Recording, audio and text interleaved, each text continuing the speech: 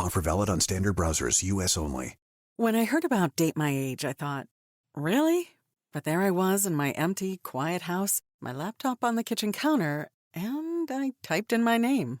Looking for a man between the ages of 40 to 60?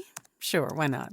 Date My Age is different. With verified profiles, you can feel safe and secure to explore meaningful connections with interesting and mature singles. Date My Age made it really easy. I could join and view online profiles for free. All of a sudden, my empty house wasn't so quiet anymore.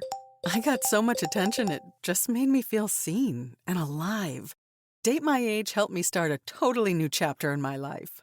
Find a friend, a lover, a partner at Date My Age. Get 60% off when you join at datemyage.com today. That's datemyage.com to connect with thousands of singles worldwide. datemyage.com. Criminology is a true crime podcast that may contain discussion about violent or disturbing topics. Listener discretion is advised.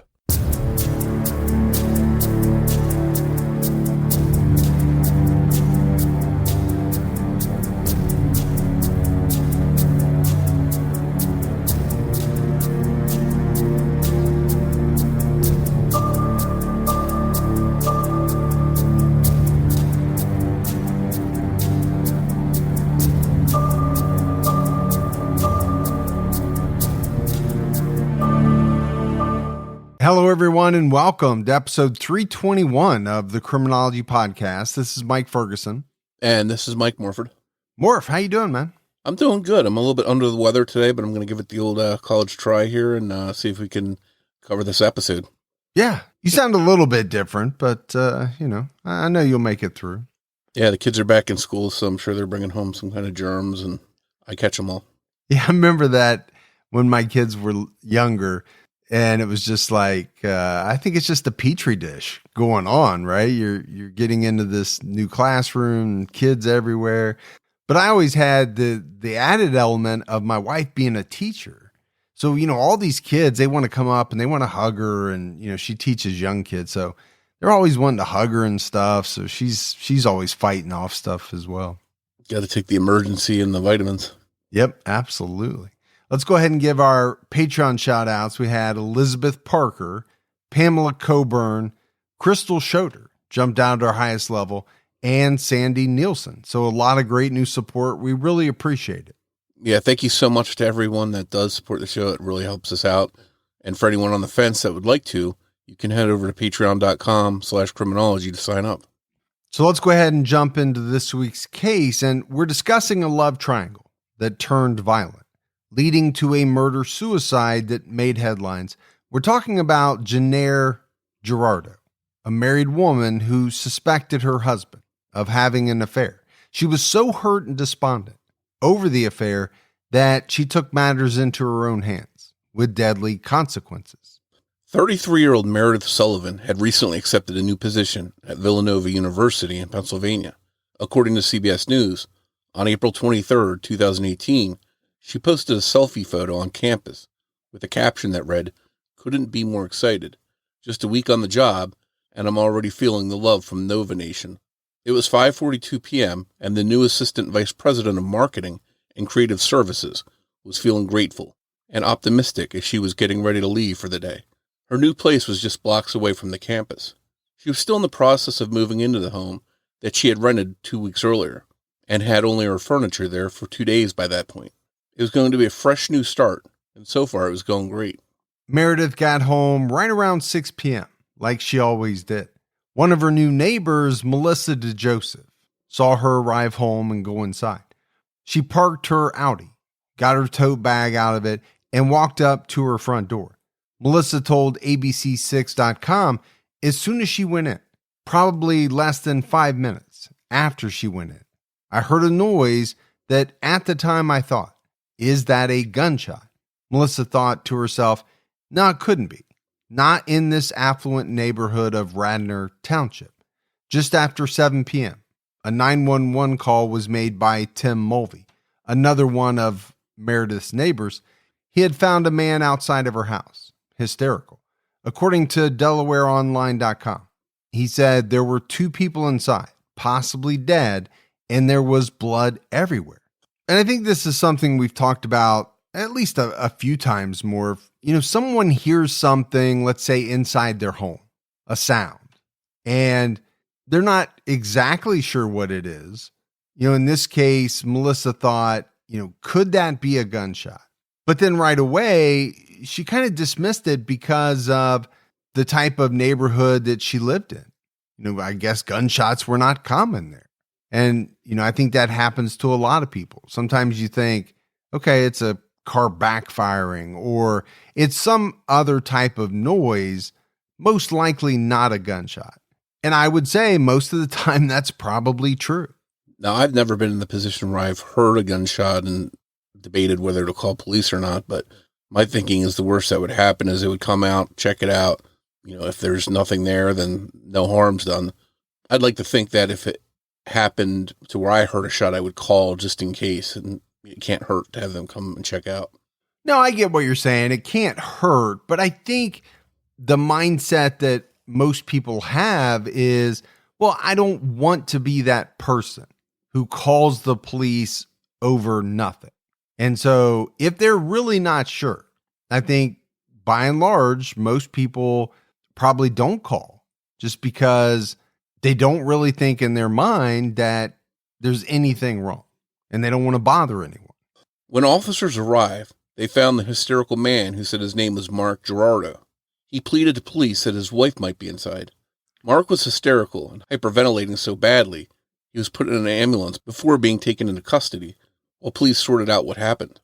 Sergeant Christopher Ford told ABC News, "We don't really receive those types of calls. When we arrived on the scene, it was kind of chaotic.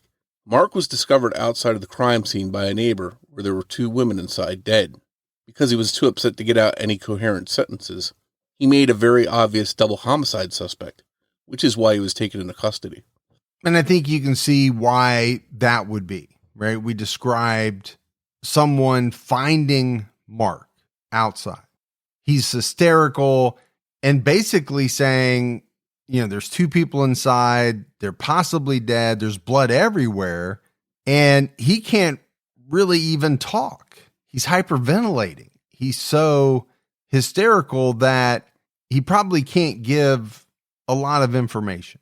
Now, police have to sort all of that out. Is this an act because he was possibly involved, or is this someone who saw something so horrific that it's basically incapacitated him? Yeah, I think police did the right thing, erring on the side of caution, and so they could sort everything out and, put Mark in an ambulance, and it sounds like in a police car until they could determine whether or not he was involved. Mark Gerardot was telling the truth, though. One of the women inside was his wife, Jennair Gerardot. She was dead, and so was Meredith Sullivan. Once authorities tried to move the bodies, they realized that Jennair was their suspect, not Mark. There was a gun underneath her body. She had fired just 2 times, once at Meredith and once at herself, in what police determined was a murder-suicide. Mark hadn't killed them. He had discovered their bodies and gone into shock. So the question became, how did Mark's wife, Jennair, come to be dead alongside Meredith? To understand how this happened, we need to go back to the beginning. Jennair Cox and Mark Gerardot met while they were both teenagers during the summer of 1986. At the time, Jennair was working at a Taco Bell in Fort Wayne, Indiana, where Mark stopped in to eat. Mark later told ABC News of their meeting, "She made a brown polyester uniform look really good. I was kind of tongue-tied. I couldn't even speak." He described how she had big, beautiful blue eyes and a big smile. Mark was too nervous to ask her out on a date, and they said their goodbyes. 4 years later, in 1990, they ran into each other again. This time, Jennair was working at a mall. Mark began to visit her at work almost every day, but still didn't make any moves. According to ABC News, finally, one day Jennair asked Mark, "Are you going to ask me out or what?"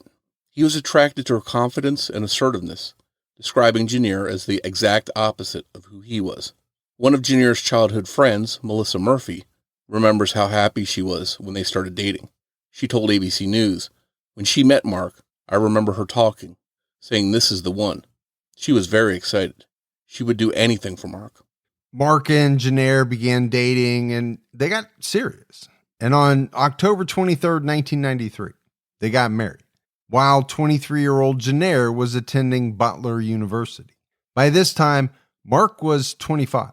He told ABC News of the marriage, "I couldn't imagine not being with her for the rest of my life." The couple had a seemingly ideal marriage for over a decade. Like many other American couples, the Gerardots were hit hard in 2008 with the downturn of the economy, and they struggled on some level. In 2011, Mark closed his company, Gerardot and Company, after he accepted a job offer in South Carolina. He was now going to be creative director for Up and Up. Jennair found a job with Circor Instrumentation in Spartanburg, South Carolina. And I do remember, that time frame, 2008, that was a bad time for a lot of people. The economy was terrible. You think about how much money people lost, investments, housing prices, jobs. It was rough. But it seems despite that, they were able to stay together and stay strong, and the relationship seemed to get through that just fine. Well, and I think that shows you what type of relationship they had. A lot of times it's easy for people to sail along while times are good. It's really when, times kind of are rough when a marriage is tested, I think, for a lot of people. Yeah, and I think financial issues are like a very common thing that couples have problems with when they do have problems. The move to South Carolina was good for the couple. Mark told Delaware Online that living in South Carolina was like a renaissance. They began to spend more time together and go on outings. Things seemed great for years. According to the Philadelphia Inquirer, in October 2015, Mark posted a photo of Jennair on his Instagram with the caption, "My birthday present 24/7. I'm a lucky guy." Mark applied for a job as creative director at the University of Delaware in 2017, and that same year, Jennair lost her job at Circor. Meredith Chapman was a supervisor at the University of Delaware and responded to Mark's email, and an in-person interview was scheduled. At first, Mark was nervous about reporting to someone who had less experience than he did, someone who was also 15 years younger. But all of his concerns quickly disappeared when he met Meredith. He told ABC News, "When I sat across the desk from her, within 5 minutes, I didn't say it out loud, but I said, I've got to work for this person." 33-year-old Meredith Chapman made quite an impression on him. He told ABC News, "She was so articulate and so energetic and passionate about the job, and accomplished at her age to be in the position that she was in. I was dumbfounded. When Meredith offered Mark the job, he gladly accepted. He was excited to be working with her." In November 2017, he moved to a new home in Wilmington, Delaware, leaving Jennair behind in South Carolina to handle their affairs and find someone to take over the lease on their home. Mark found living alone to be refreshing and liberating, maybe a little too liberating. Yeah, this was the first time in their marriage that Jennair and Mark were apart and not living together while Jennair was settling everything in South Carolina. Mark is alone in Delaware, and it seems like he enjoyed that a little bit. I can understand that. When you're married, you're with somebody day in, day out. It's awesome, right? Married life is great. But there are some people who like their space, and maybe Mark didn't realize how much he liked a little bit of space. Now, I think we're going to find out that scenario can also get a person in trouble. But I want to go back to, working for someone who's a lot younger than you. I can remember when I was in my 20s, I was managing, a lot of people in their 40s, 50s. And I don't know how hard that was for them. But as I got older, there were times where people started to become younger than me in positions higher than me. And sometimes that was a little tough. They didn't have the experience. Some of those people were great. Some of them not so great. Well, it sounds like Mark was excited to work with Meredith, even though she was younger, and he might have been a little bit of intimidated by that. Seems like he was willing to give that working relationship a try. Once Mark was working at his new job, he and Meredith, who was also married, quickly became close friends. One night when he told her that he was out to dinner by himself, he had a conversation about being alone, and Meredith playfully told him to invite her and that he wouldn't be eating alone. He took her up on the offer, and it was the first step in the two becoming romantically involved. Just 1 month after meeting Meredith, with his wife Jennair still back in South Carolina, Mark kissed Meredith. Mark told ABC, while he knew it was wrong, "I felt enthralled. It was such a connection. To shut it down just didn't feel right. I had to at least find out what it was that drew us together." Meeting Meredith made Mark realize that his life with Jennair was just a routine.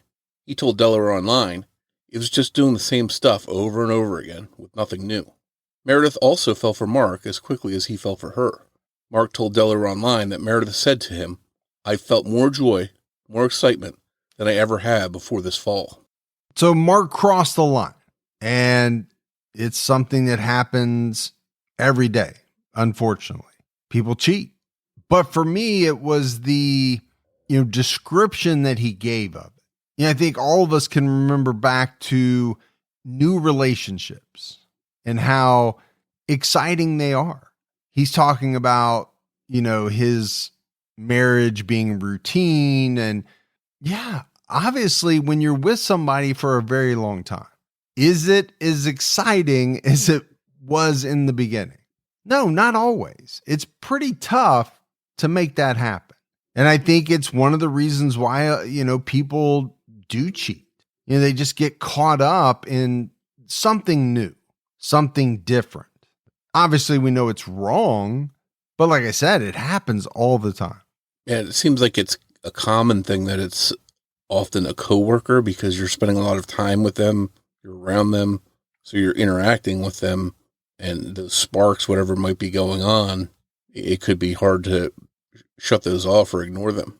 Yeah, I would agree with that. When you're with someone day in, day out, 8, 9, 10 hours a day at work, I think that's where the sparks can fly. While Mark and Meredith had begun an affair, things were about to get more complicated. In December 2017, after 45 days of living the bachelor life, Mark was finally joined by Jennair in Wilmington. By this time, Mark and Meredith had already professed their love for one another. The changes in Mark were obvious to Jennair. He seemed distant and cold toward her, despite having spent over a month away from his wife. She sensed that there was something going on between Mark and Meredith. Mark told ABC News that Jennair confronted him, asking, "What is up with you? You're acting different. It's Meredith, isn't it?" Mark denied anything was wrong and denied having an affair or even an interest in Meredith. Mark's denials didn't satisfy Jennair, and she knew deep down something was off. Despite Mark telling Jennair everything was okay and that he wasn't interested in Meredith, on New Year's Eve 2017, Mark told Jennair he wanted them to take a break in their marriage. She didn't take his proclamation well. Soon, Mark noticed changes in Jennair. She suddenly seemed to know everything about what he and Meredith were doing and saying. It bothered him, but he had no explanation for how she could possibly know any of this. Just before Valentine's Day in 2018, Jennair confronted Mark. She told him she knew about the affair and admitted that she had paid to clone his entire cell phone. She would be able to read every text the two had ever exchanged and see how many times they called each other, as well as all of the photos and web history on his phone. Mark decided to confess, knowing there was no use in lying anymore. So there's a couple of things, Morf, that really kind of jump out at me about this whole thing. First of all, is how quickly the attraction and affair began between Mark and Meredith. I mean, it seems like it was almost instant. He was only up there alone for 45 days. And then, this cloning of his cell phone. I mean, that's some really sly stuff.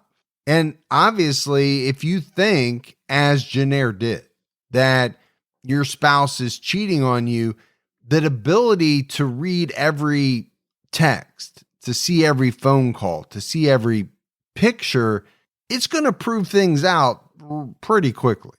And if it comes to a head in that way to where you don't trust your spouse or your partner and you have to clone their phone, you have to wonder, is there any hope for that relationship? Can there be any trust there? Well, it sounded like it was going downhill pretty quickly, right? Mark says, hey, I think we should take a break. That's rough to hear when you've been married for quite a long time. And I want to go back to this 45-day period.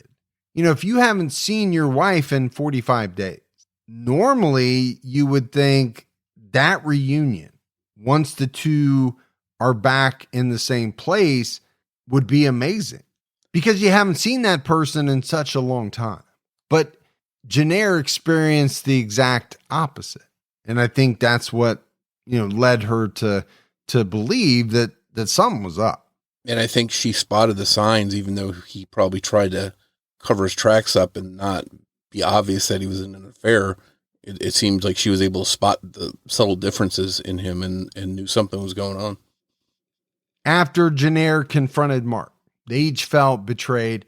Jennair by the infidelity and Mark by the intrusion into his cell phone. They both shared some blame. They agreed they would go to couples counseling to try and work through whatever it was they were going through. They had over 15 years invested in a marriage, and if it could be saved, they wanted to try. After the first session, they both agreed they would continue to go. But when Mark was getting ready for the second session, he felt something odd in the jacket he was putting on. It was bumpy and hard, but it was in the lining of the jacket. So Mark cut it open. He pulled out a tiny electronic device. It was flashing. He had found a recording device placed there by Jennair in the lapel of his coat. This, along with the cell phone cloning, is how Jennair knew all the details of their conversations. She had heard them all. And I talked about, the cloning of the cell phone. Now we've got hidden spy recording gadgets. I mean, this woman had a little Jason Bourne in her. I don't know where she figured out how to do all this, probably at the internet, like most people do.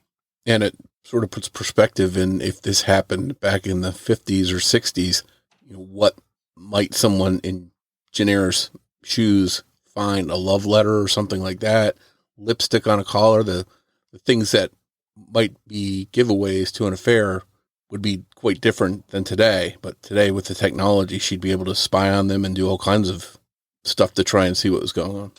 When Mark confronted Jennair over the spying, she didn't deny it. Mark told ABC that Jennifer said to him, "Maybe if you were truthful with me from the very beginning, I wouldn't have had to dig around like this." She told me she wanted to understand the degree to which Meredith and I were in the relationship, and she was determined there was a plan between Meredith and I, and she was trying to listen to what that plan was. Hurt and feeling betrayed, Jennair wrote an email to the university about their affair. Meredith was his boss, and the relationship between them was against their ethics policy. You can't enter into intimate relationships with subordinates in most professional settings, and that was the case here. In March, Meredith lost her position at the school, and in April, Mark began to look for a new job too. Getting Meredith fired may have provided Jennair with a short-lived satisfaction, but it didn't do anything to help her marriage. And I think at this point in the story, you have to feel for Jennair. Right? We talked about how great their marriage was. And then it seems like all of a sudden, this move to Delaware, Mark meeting Meredith, the very quick start to the affair. It must have been extremely devastating for her. And I think Mark was definitely troubled by all these things she did, all these electronic gadgets that she was using to spy on him.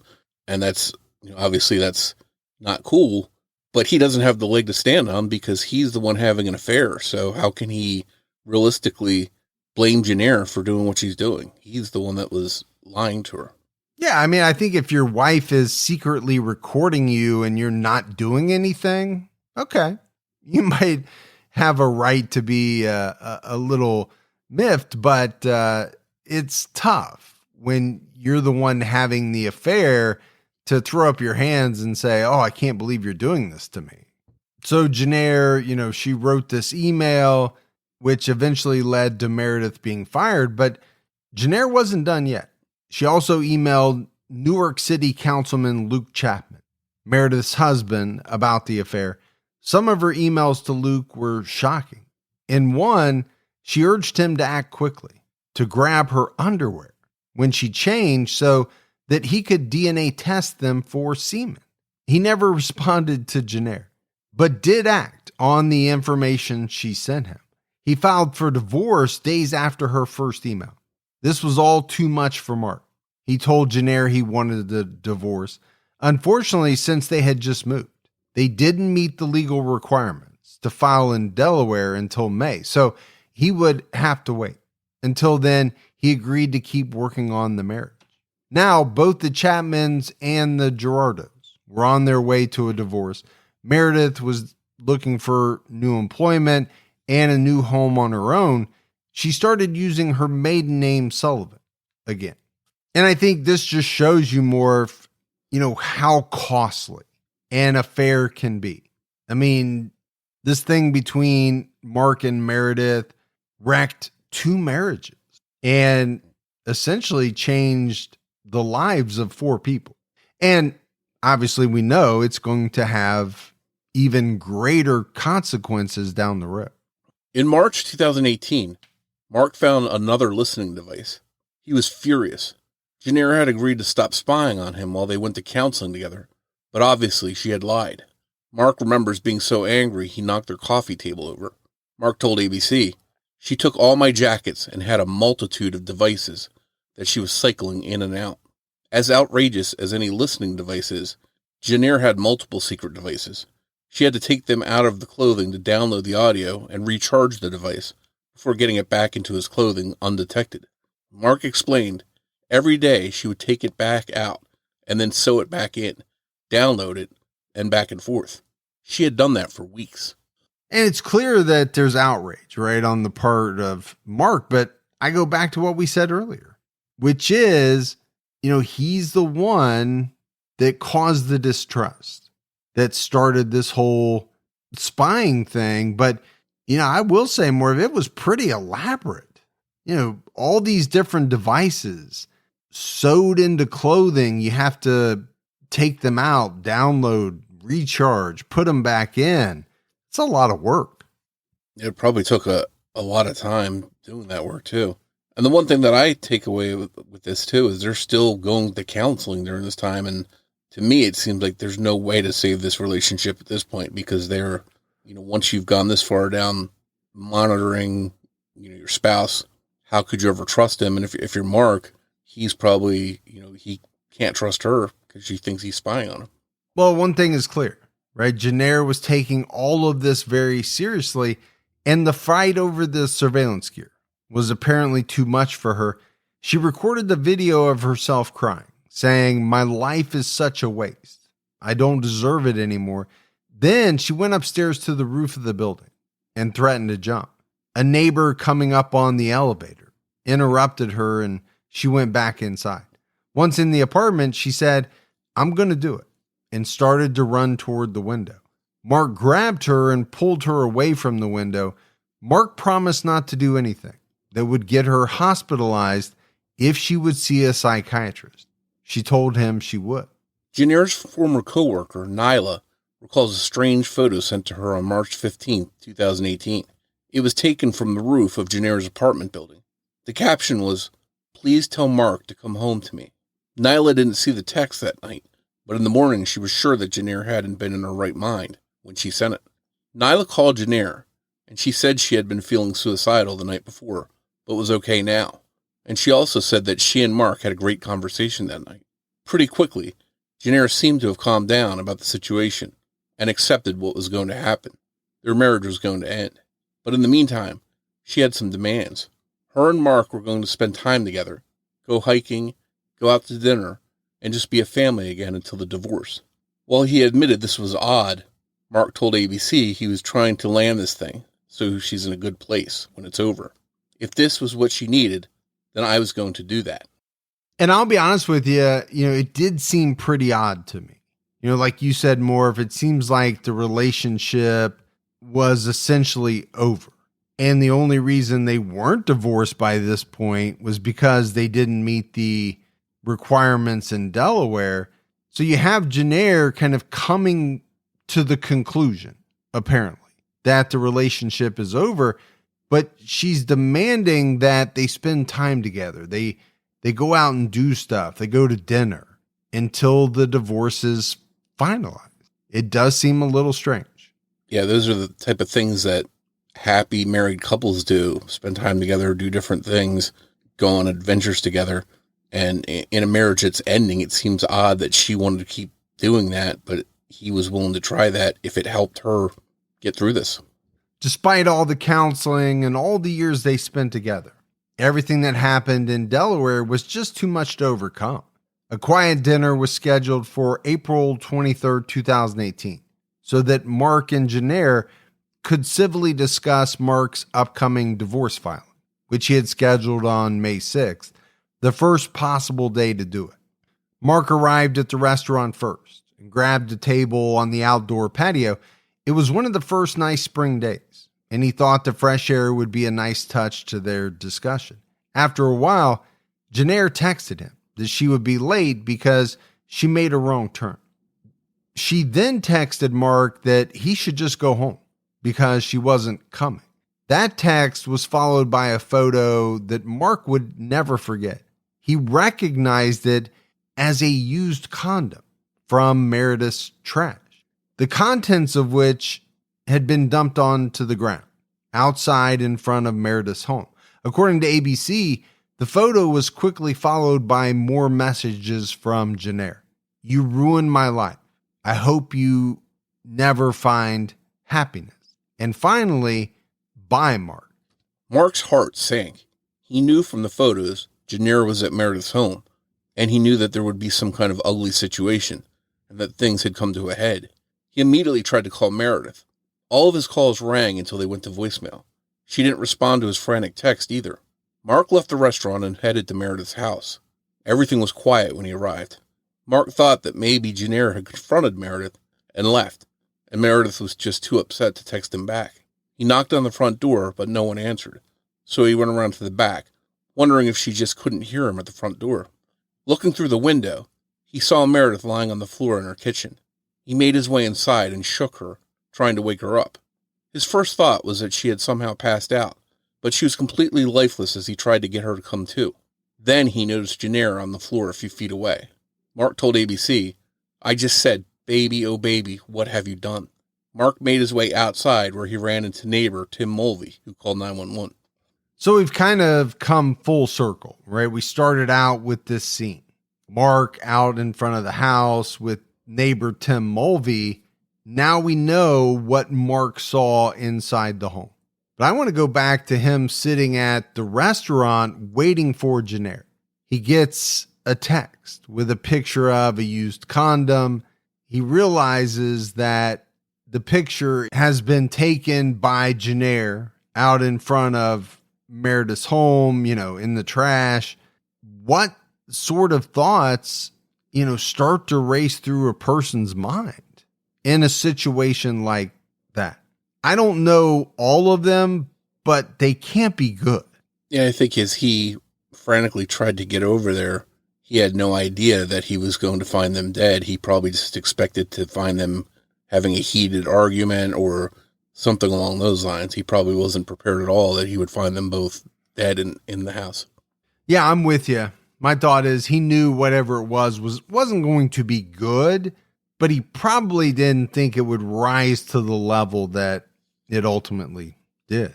Once authorities realized that Mark was not their murderer, investigators worked to put the pieces together.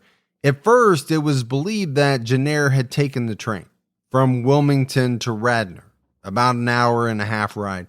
However, keys found at the scene belonged to a car she had rented on April 13th. The Cadillac SUV was parked on a side street near Meredith's home. Mark recalls seeing the same car parked outside of their home in Wilmington 2 weeks before the murder.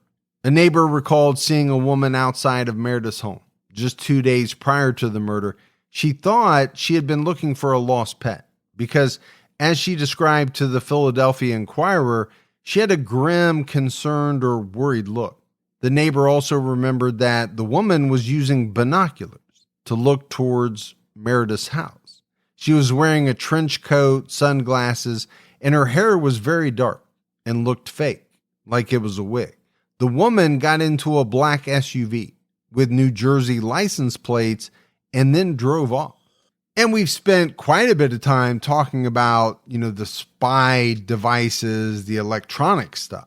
But here we have, Jennair doing a little bit of old-fashioned spying. In person, dressed in a disguise. She's got some binoculars and she's spying on Meredith's house. Yeah, we talked earlier that the neighbor didn't call after hearing a gunshot. Well, here's another opportunity to call the police when you see somebody dressed in a costume with binoculars spying on someone. That to me warrants calling the police and letting them check it out and see what's going on. And who knows, maybe that if that had happened, maybe this could have been prevented. Yeah, I get what you're saying, but I don't blame this woman at all. I mean, she even said it. I thought this lady was looking for a lost dog. Now, who's going to call the police on someone who they believe is looking for a lost dog? After examining the crime scene inside Meredith's home, police found a bag containing a wig and items of clothing that didn't belong to Meredith. In the Cadillac SUV, authorities found a pair of binoculars, earplugs, rubber or latex gloves, and more ammunition. A receipt for gas found inside placed Jennair in the neighborhood by 2:40 that afternoon. It was clear that Jennair had been planning this for quite some time. Jennair had worn all black, maybe to symbolize her dark mood and her mourning over their relationship, maybe because it felt appropriate to dress for a funeral when you plan to end your life. Police learned that Jennair drove to Radnor and parked near Meredith's house. To get into the home, she broke a single pane of glass in the front door, which allowed her to reach the doorknob and unlock it from the inside. She then took the time to clean up all the glass so that nothing looked out of place. There could be nothing that would put Meredith on guard as she arrived home if this plan was going to work. She waited in Meredith's home possibly for hours. As soon as Meredith was inside, where she would have been safe, Jennair shot her once in the face. Meredith still had her keys in one hand and her cell phone in the other. She only had to shoot once. She had been practicing her aim at the shooting range. She actually visited the range for the last time, just before heading to Radnor. After killing Meredith, she turned the gun on herself and took her own life. She had come prepared to fire more shots, though. When officers recovered the weapon, there were still more bullets in the chamber of the .357 caliber revolver.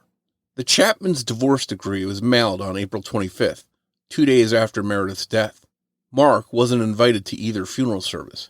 He was left on his own to try and figure out where everything went wrong. He told ABC, "I had to know myself how she pulled this off, why she did what she did." He looked through Jennair's computer and bank statements and learned that she was living a double life. In February 2018, Jennair voiced her frustrations on the Nextdoor app. According to Philly.com, she wrote on the app, "I just transferred to Delaware in December for my husband's new job, and he's telling me he wants a divorce." She laid out their situation, writing, "I don't know anyone and am completely clueless to the area. Can someone please recommend a reputable and successful and driven divorce attorney?" So it seems that early on, Jennair was focused on ending the marriage and wanted an attorney to help her do that. And my thought is that Mark was pretty adamant, right? He said he wanted the divorce. He was going to file as soon as he could legally do that. And we know he did. Right after their fight near Valentine's Day, where Jennair admitted to cloning Mark's phone, and he admitted to what Jennair already knew, she opened a bank account and started a new line of credit without telling him. The purchases made with these new accounts were astounding. She used her secret account to buy the audio recording equipment that she would sew into his clothes, a kit for picking locks, 2 GPS trackers, software to hack computers, and even DNA testing kits she would use on his clothing. Jennair had purchased 2 GPS trackers, one for Mark's vehicle and one for Meredith's, and managed to place them without being detected, even without the listening devices. She would know when the two were together or even near each other. In the tracking software on her computer, Meredith's car was nicknamed Whore, and Mark's was labeled Lying Jerk. There were even audio recording devices in Mark's office at work. The lock-picking set she bought was to break into his office without leaving a trace. So we already knew that, Jennair was doing some things to spy on Mark because she thought he was having an affair. And at a certain point, he admitted to the affair. But when you find out kind of the scope of the spying, it becomes even more astounding. You've got DNA testing kits, these GPS trackers on their vehicles, a lock-picking set. She had put a lot of thought into all of these ways that, she was going to gather evidence or keep an eye on them or whatever it was. And I think the level at what she was doing here maybe could speak to her mental health at that point. She got to that point where she needed help, perhaps, and just didn't have anybody to give her that help. Yeah, I don't doubt that her mental state was not good. I think she was crushed by what Mark had done, what he was still doing. And all of that is evidenced by, this very intricate spying, whether it was in person, electronically, it was just so involved. By March, Jennair's posts on Nextdoor were more detailed and angry. She wrote, "Please recommend an excellent marriage counselor for a couple on brink of divorce." She added, "We will need someone who is very educated and experienced dealing with couples issues, including infidelity, depression, traumatic experiences, child-parent dynamics, being accountable for actions, etc." Mark also found 12 notebooks full of written conversations. Jennair didn't just listen to the recordings she made, she wrote them all down. There were hundreds of hours of recordings, and Jennair had transcribed every single word by hand. And that seems to me to speak to Jennair's mindset as well. She already has the recordings, but that's not enough. She's going to sit and listen to them, and as she's doing that, transcribe every word by hand. I think what you can see is the obsessive nature of what she's doing kind of unfolding. Yeah, I think it was clear that this affair had taken over Jennair's life. It was her main focus. Also on Jennair's computer were more than 400 screenshots from private Snapchat conversations between Mark and Meredith. His best guess as to how she was able to get these, since most Snapchat messages disappear in 24 hours, was that Jennair was using his thumbprint to unlock his phone when he was asleep at night. She also used the secret credit card to purchase a gun, a Taurus Tracker .357 caliber revolver, on March 20th. While this was over a month before she killed Meredith, it was just 5 days after Mark found another listening device and Jennair threatened to jump off the roof of the building. This was a large amount of work for Jennair to do, and she likely only had the time to do it because she still hadn't found a job after moving to Delaware. Jennair's divorce counselor, Sheila Brennan, told the Philadelphia Inquirer it became her full-time job just to track him. "I just kept thinking it would be better if she could just go to work so she wouldn't be so obsessed with it. It wasn't healthy to track him. It was killing her."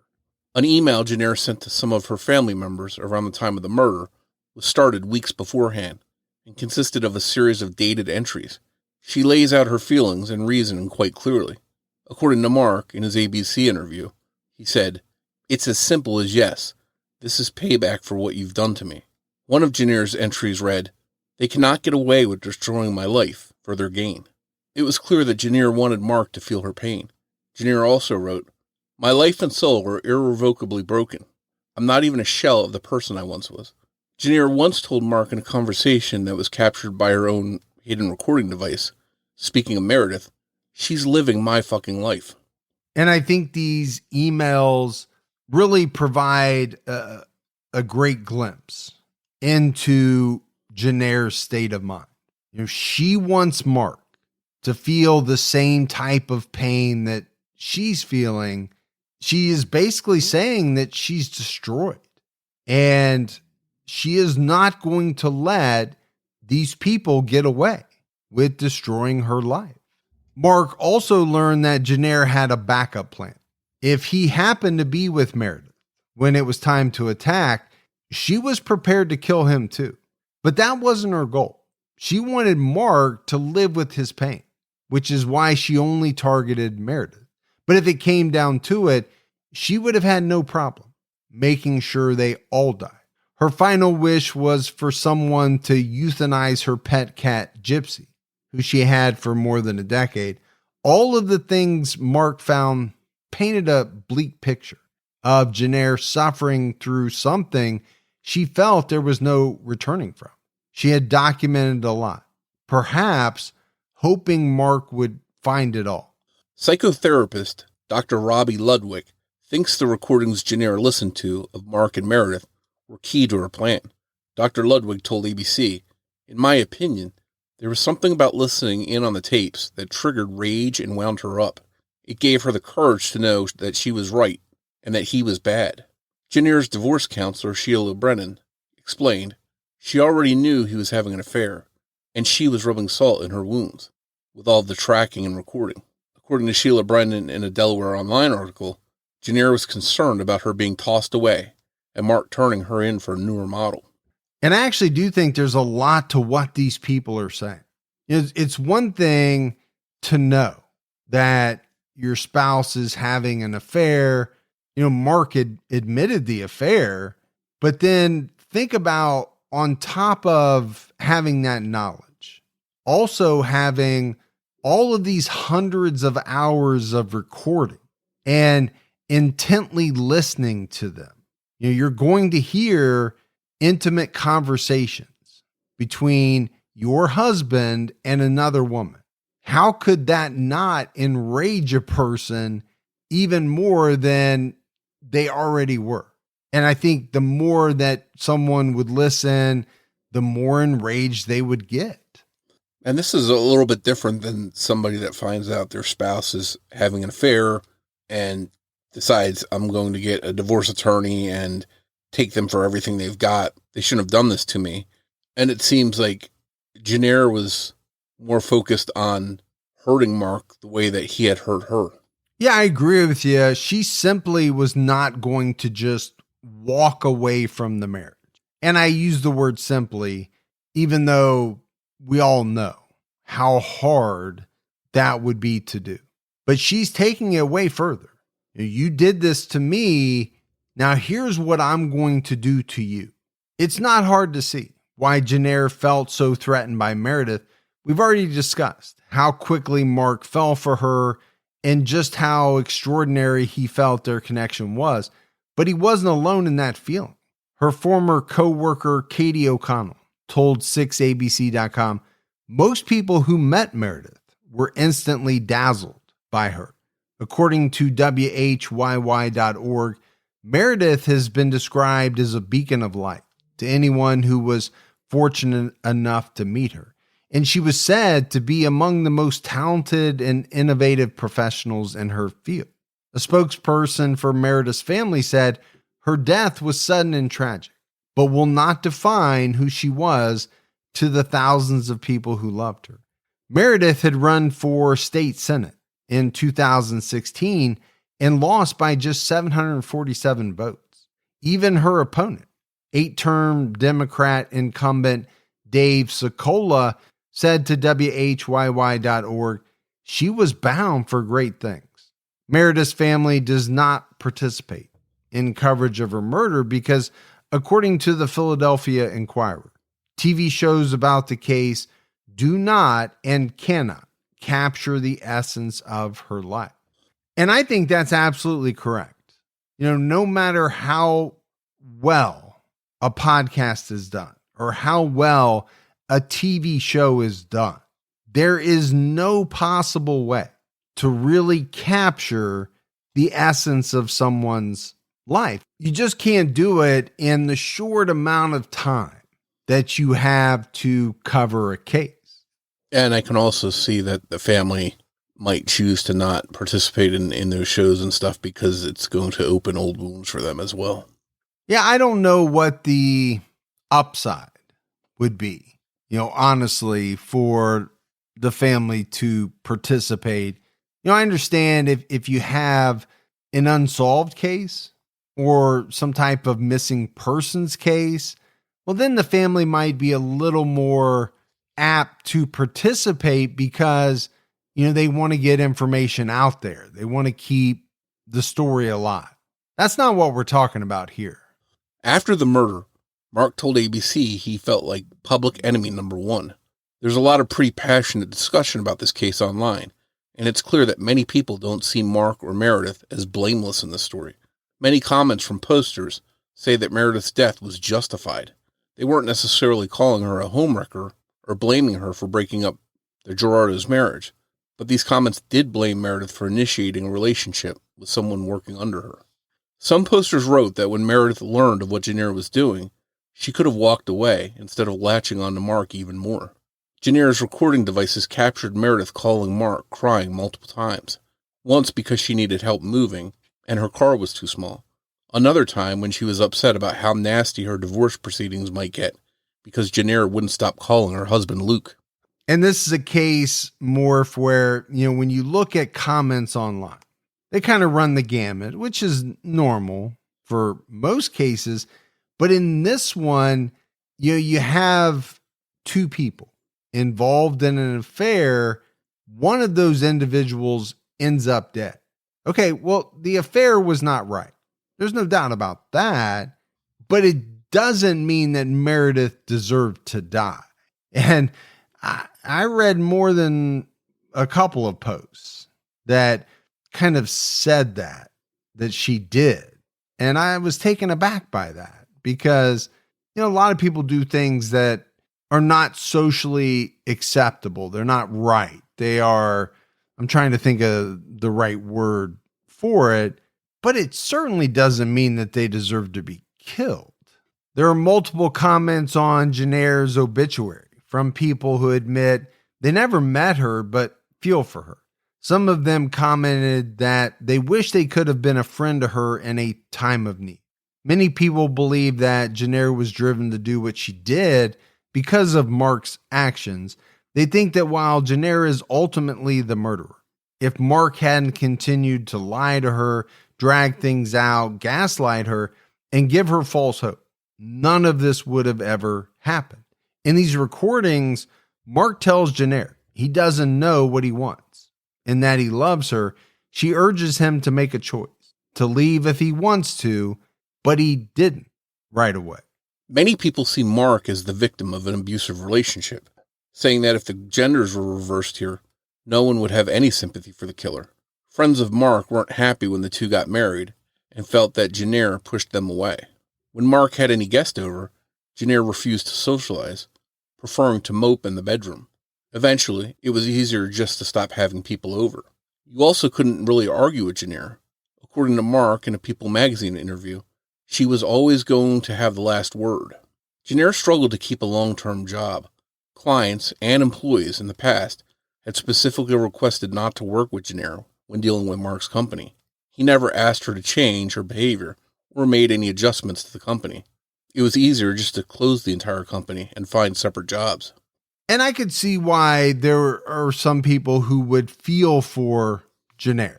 I do think, Mark's actions put her in a very dark place. Now, I don't agree with what she did, obviously. The things that Mark did weren't right, but at the same time, I don't think you can say that he caused her to kill. I don't think that would be correct. She had a number of different paths that she could have taken, and she chose to take one that ended in the murder of a woman and then ultimately the end of her life as well.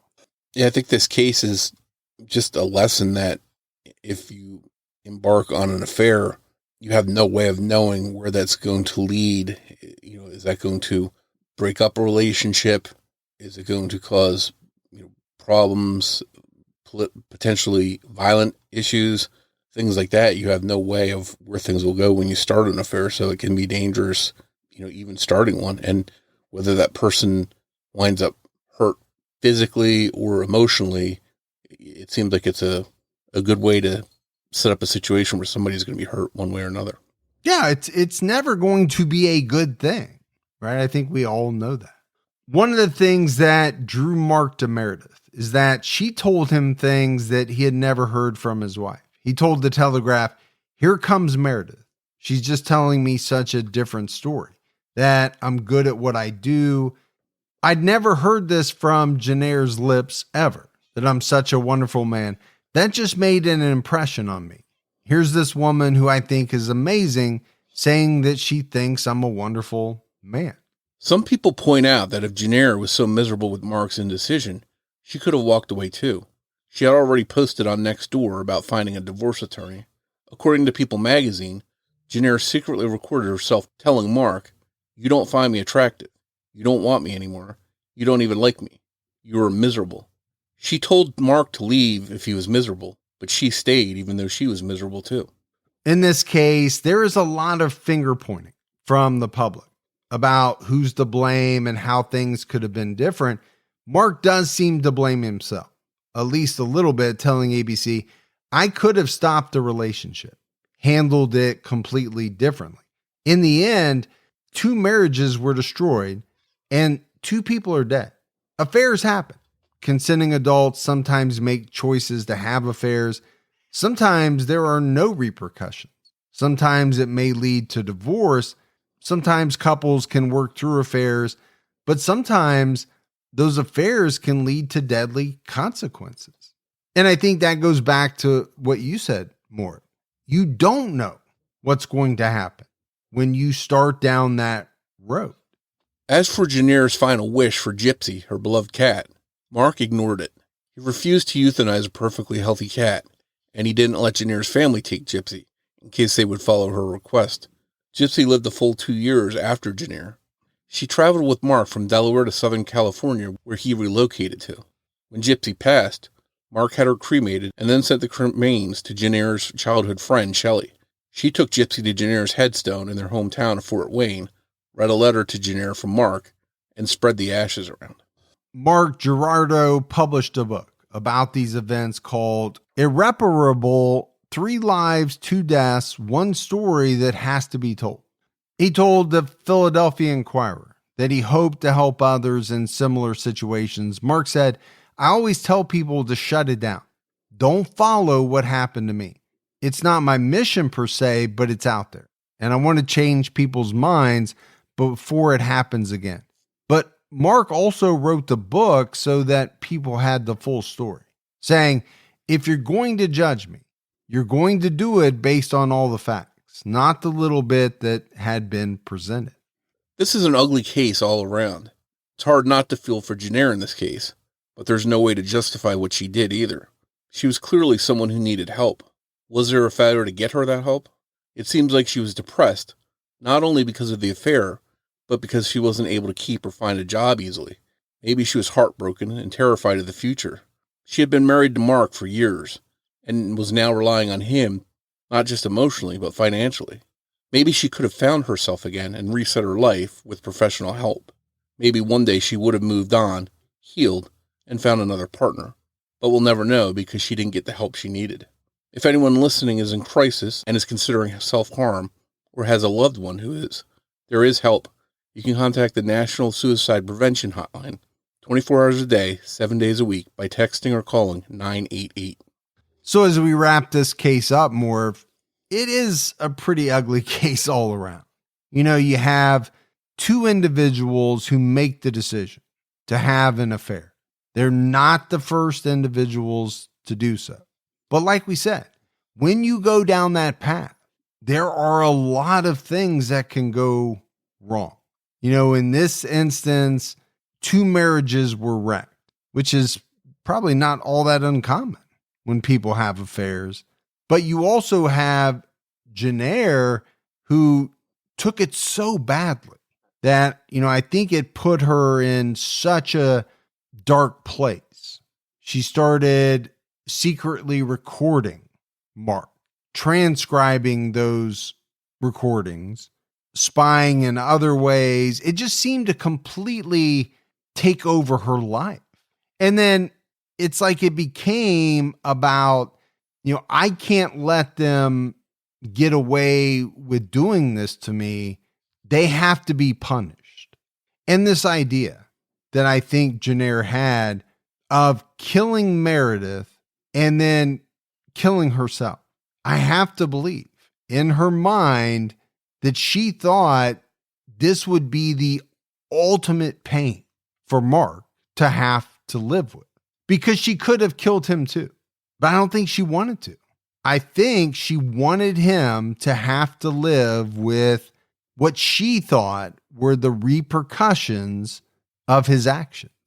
Yeah, and this is a case where, there's no justifying what Jennair did, but as we talked about earlier, you have to feel for her, what happened to her and what she went through and how this affected her. I think that's why a lot of people sympathize with her situation, even though they admit what she did was wrong. Yeah, you can sympathize with her up to a point. She obviously should have done things differently to deal with the place she was in, the things that she was going through.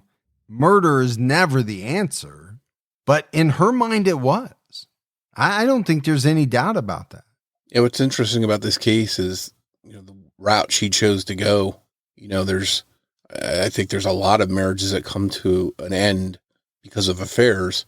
I think statistically, most of them aren't probably going to have this kind of outcome, but for whatever reason, the circumstances here and the people involved, that was the outcome here.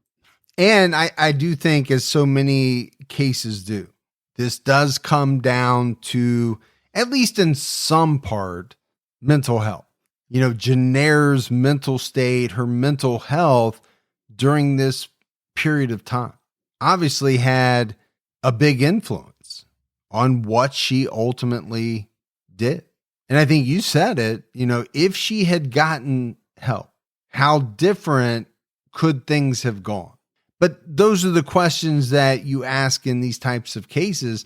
The problem is there's no way to know, because that's not the route that was taken. A very tragic case all the way around. Yeah, absolutely. So that's it for our episode on Jennair Gerardot. If you love the show but haven't done so yet, take a minute, go out, give us a 5-star rating. You can leave a review. Also, keep telling your friends about the Criminology podcast. That word of mouth really helps us out.